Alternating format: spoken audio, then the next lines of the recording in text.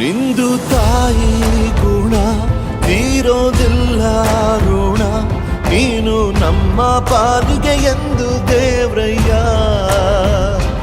ತಾನು ನೋವ ನುಂಗಿ ಜೀವ ನೀಡೋ ಮಗ, ನಿನ್ನ ಪಡ್ಕೊಂಡಿದ್ದೆ ಪುಣ್ಯ ಗಣಯ್ಯ.